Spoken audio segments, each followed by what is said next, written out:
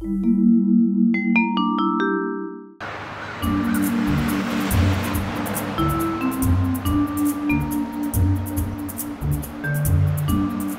of the things that we noticed right away as we began to look at Michigan criminal statutes is that they were scattered all over the statutes. When you have criminal statutes scattered across the entire statutory landscape, people might not necessarily know that what they're doing is criminal. And those range from regulatory crimes, food and safety crimes, environmental crimes, far broader than just the traditional crimes that deal with private property or personal safety. A really good example of that is it's against the law to dance while you're singing the Star-Spangled Banner.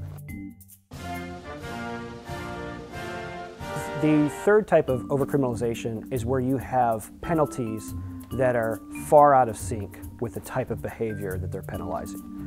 If you have an individual who commits, for example, what might be an innocuous violation of an environmental law, and then they get fined thousands of dollars and taken to court and charged either with a felony or a misdemeanor, that can have a huge impact on their lives.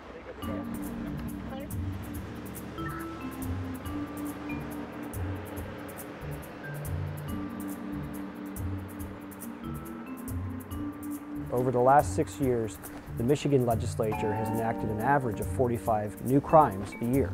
So that means that every time, every day you wake up, you might be violating a new law that you weren't aware of before. And the other trend that we noticed is that compared to surrounding states, Michigan's criminal statutes far outnumber neighboring states. We've just got more laws on the books that criminalize certain behaviors. And whether that's a good thing or a bad thing is up for debate, but it certainly indicates that we have a unique environment here.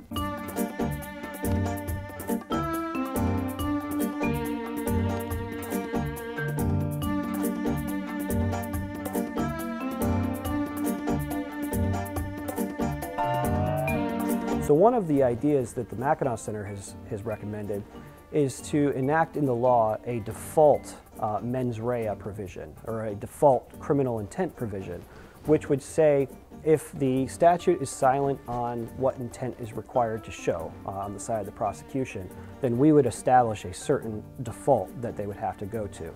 And what that would do is it would provide an extra layer of protection for individuals who are accused of a crime, so that it has to be shown that they actually were intending to commit a criminal act. The other one is just evaluating the laws that we have on the books and making decisions about what should stay and what should come off. If there are crimes that are on the books that haven't been prosecuted in 5, 10, 15 years, then maybe it's time to reevaluate those things.